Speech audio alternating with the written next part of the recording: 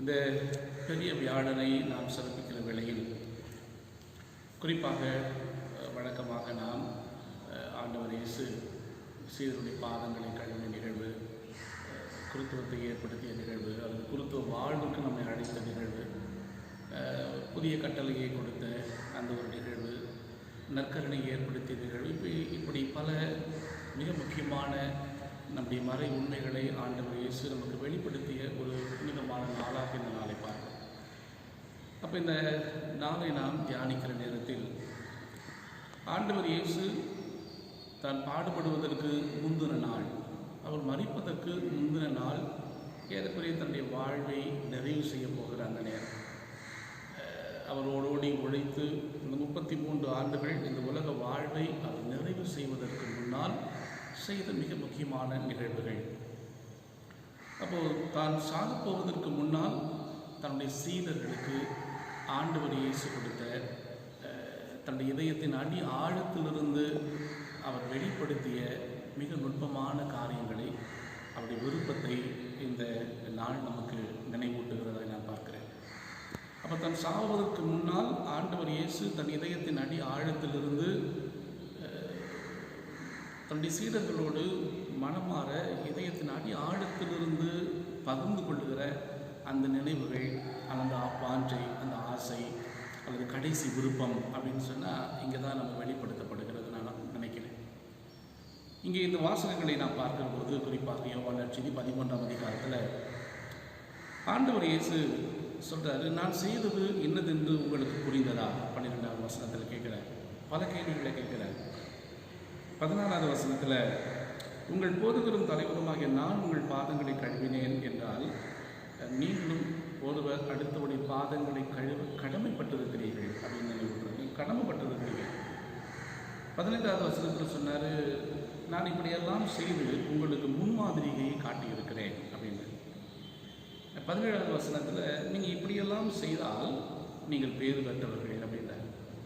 அப்போது ஆண்டவர் இயேசு உங்களுக்கு விளங்குச்சா அப்படின்னு நம்ம கேட்குற அந்த அவருடைய ஆசையை நாம் விளங்கி கொண்டிருக்கிறோமா இந்த நாளில் அப்படின்னு தான் நாம் சிந்திக்க அழைக்கப்படுகிறோம். அப்போது அவர் முன்மாதிரி காமிச்சிருக்கிறாரு, அவர் புரிஞ்சுதான் அவங்களுக்குன்னு கேட்குறாரு. அப்போது இவர் என்ன சொல்ல வராரு, இந்த நாள் நமக்கு நினைவூட்டுகிற செயல் என்ன? இதை யோசிக்கிற பொழுது இந்த நற்கருணை ஏற்படுத்தியது அல்லது இந்த உணவுடைய நிகழ்வுகள், இது எது நமக்கு வெளிப்படுத்துது அப்படின்னா, ஒட்டுமொத்தமான இயேசுனுடைய போதனையும் சாது பொழிந்து சுருக்கமாக கொடுத்தா என்னவோ அதுதான் இந்த பெரிய வியாழ நிகழ்வு. அப்போது 3 ஆண்டுகள் ஓடி ஓடி உழைத்து அவர் இந்த உலகத்திற்கு என்ன சொல்ல வந்தார், அவருடைய போதனைகள் இந்த உலகத்திற்கு என்னதான் அப்படின்னு நம்ம யோசிக்கிறத ரொம்ப சுருக்கமாக இறுதியாக அடையாளங்கள் வழியாக வார்த்தைகள் வழியாக ஆண்டவர் இயேசுக்கு சொன்ன ரொம்ப தலையான ஒரு செய்தி தான் இந்த பாதம் கழுவுகிற அல்லது பெரிய வியாழ நிகழ்வுகள். அப்போது இதை ஆண்டவர் இயேசு தன் சீடர்களுக்கு சொல்கிறார். தன் சீடர்களுக்கு சொல்லுகிற போது யாரெல்லாம் இயேசுவை நம்ம நெருக்கமாக பின்பற்ற விரும்புகிறாங்களோ அந்த சீடர்கள் வாழ வேண்டிய வாழ்க்கை நெறி. அப்போ இந்த உலகத்தின் நோய்க்கு மருந்து என்ன, இந்த உலகத்தில் வாழ்வதற்கு அவர் காட்டுகிற வழி என்ன, அது என்ன செய்தால் இந்த உலகத்தை பிழைக்க வைக்க முடியும் அப்படின்ற ஒரு செய்தியை தன் சீடர்களுக்கு ஆண்டவர் வெளிப்படுத்துகிறார். அப்போது ஆண்டவர் சொல்கிறார் 14ஆவது வசனத்தில், நீங்கள் கடமைப்பட்டிருக்கிறீர்கள். அப்போ ஒவ்வொரு சீடனும், நீங்களும் நான் உண்மையான சீடனாக இருந்தால், அப்போ ஆண்டவர் இயேசுடைய சீடனாக இருக்க விரும்புகிற ஒவ்வொருவரும் நீங்கள் கடமைப்பட்டிருக்கிறீர்கள் பாதங்களை கழுவ. நான் செய்தது போல் நீங்களும் செய்யுங்கள். 15ஆவது வசனத்தில் திரும்ப சொல்கிறார். 34ஆவது வசனத்தில் அவர் சொன்னார், ஒருவர் மற்றவரிடம் அன்பு செலுத்துங்கள், ஏன் நினைவாக செய்யுங்கள். மீண்டும் நான் சொல்றதெல்லாம் என்ன சொல்ல வந்தார்? நாம் அதை யோசிக்கிற வேளையில் ஆண்டவர் இயேசுனுடைய செய்தி என்ன, இந்த பெரிய வியாழன் நமக்கு உணர்த்துகிற செயல் என்ன என்று கேட்டால், ஆண்டவர் இயேசுனுடைய அந்த சுயநலம் இல்லாத சுய வெறுமையாக்கல், அதுதான் இந்த உலகத்திற்கு அவர் தருகிற செய்தி. ஆண்டவர் இயேசு தன் பாடுபடுவதற்கு முந்தின நாள் எல்லாரும் கூடி அவர்கள் அந்த உணவை உண்பதற்கு முன்னால் ஆண்டவர் இயேசு செய்கிற ஒரு காரியம், தன்னுடைய மேலாடையை அவர் கழற்றிவிட்டு அவர் ஒரு அடிமையினுடைய தன்மையில் அவர் அந்த சீடர்களுடைய பாதங்களை தண்ணீர் கொண்டு கழுவி தூய்மைப்படுத்தினார். அப்படின்றத நாம் அங்கே வாசிக்க கேட்குறோம். அப்போது கடவுள் அல்லது மீட்பர் அல்லது போதகர் இப்படிப்பட்ட ஒரு ஆண்டவர் தான் சொல்கிறோம். அப்போ ஒரு ஆண்டவரும் போதவருமாகிய நான் அப்படின்னா, அப்போது அவ்வளோ உயர்ந்த நிலையில் இருக்கக்கூடிய அந்த கடவுள், அந்த ஆண்டவர் இயேசு, அவர் என்ன செய்கிறார் அப்படின்னா, அவர் ஒரு அடிமையினுடைய நிலைமைக்கு தன்னை தாழ்த்தி கொள்கிறார். அப்போது கடவுள், நம்ம இதுதான் பவுலடியார் ரொம்ப சுருக்கமாக சொல்கிறாரு. இந்த பிலிப்பியர் எழுதிய கடிதம் 2ஆம் அதிகாரம் 5 11 வரை இருக்கக்கூடிய அந்த வசனத்தில் நம்ம பார்த்தா, கடவுள் தன்மையில் விளங்கல, அப்புறம் கடவுள் தன்மை வேண்டாம் அப்படின்றார். வானத்தில் இருந்தார் அப்படின்னா, அந்த வானத்து வாழ்வு வேண்டாம் அப்படின்றார். அப்போ தெய்வீகத்தை மறுக்கிறாரு, வானக வாழ்வை துறக்கிறாரு. அவர் ஒரு அடிமையின் நிலையை ஏற்றுக்கிறார், ஒரு மனிதனாக மாறுகிறார். அப்போது ஏதோ ஒன்றை அவர் இழக்கிறார். அவர் சுயமாக அதை இழக்கிறார். அவரை யாரும் கட்டாயம் இதெல்லாம் செய்யணும் அப்படின்னு ஃபோர்ஸ் பண்ணலை, அவர் கட்டாயப்படுத்தலை.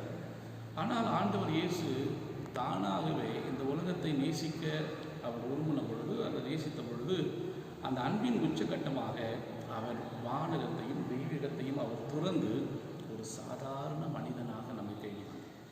அந்தவருடைய சாரம்சம். அப்போது இங்கே இயேசு இந்த எப்படி ஒரு அடிமை பாதங்களை கழுவி, அந்த பாதங்களை கழுவுகிறதன் வழியாக யாருடைய பாதங்கள் கழுவப்பட்டதோ அந்த மனிதர்களை அந்த விருந்திலே அமருவதற்கு தகுதி உடையவராக அந்த பணியாளர் மாற்றுகிறார். அந்த பாதம் கழுவுகிறது நடக்கலைன்னா நீங்கள் பந்தியில் அமர முடியாது. அப்போ பந்தியில் அமருவதற்கு இங்கே மனிதர்கள் தயார்படுத்தப்படுகிறார்கள், உருவாக்கப்படுகிறார்கள். அப்போ ஆண்டவர் இயேசு இந்த பாதம் கழுவுகிற சடங்கின் வழியாக அவர் வானகத்திலிருந்து தன் தெய்வீக தன்மையிலிருந்து முடிந்து இந்த மனிதர்களுடைய அழுக்கை, அவருடைய பாவ வாழ்வை, அவர்கள் வாழக்கூடிய இந்த சுயநலமான வாழ்விலிருந்து விடுதலையை பெறுங்கள் அப்படின்னு சொல்லி தன்னுடைய எளிய பணியின் வழியாக, தன்னுடைய வாழ்வின் வழியாக அவர் நமக்கு வெளிப்படுத்துகிறார். அப்போது கெனோசிஸ் என்ற வார்த்தையை நாம் கிரேக்கத்தில் இங்கே பயன்படுத்துகிறோம். கெனோசிஸ் அப்படின்னா சுய வெறுமையாக்கல். அப்போ வெறுமையாக்கல் என்பது தன்னை ஒன்றுமில்லாமல் மாற்றிக்கொள்வது. அப்போது செல்ஃப் எம்டியிங் ஒன் செல்ஃப். அப்போ எம்டியிங் ஒன் செல்ஃப், நாம் ஒன்றுமில்லாமல் மாற்றிக்கொள்வது, வெறுமையாக்கிக் கொள்வது.